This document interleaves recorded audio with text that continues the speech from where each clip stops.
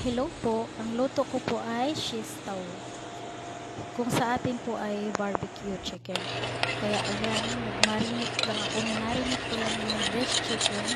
Naglagay ako ng yogurt, 1 cup of yogurt, tsaka paprika, chili powder, crushed garlic, onion powder, salt, pepper, at saka chicken spices.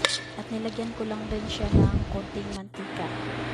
Ayan, hinalo-halo ko lang siya sa manok, minarinate ko lang siya. At pagkatapos ay nilagay ko lang siya sa stick. At yung sobrang sauce niya ay ipinahid-pahid ko lang din sa manok. At nagpainit na ako ng lutuan niya.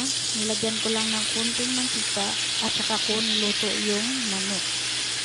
Ayan, niluto ko lang siya ng 3 minutes or to 5 minutes only both sides para maluto talaga yung manok. At ipinahid-pahid ko lang din yung sobrang sauce niya para medyo shine siya.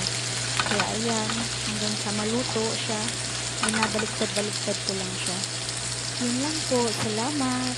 Kung nagustuhan niyo yung video ko, please like, share, and follow.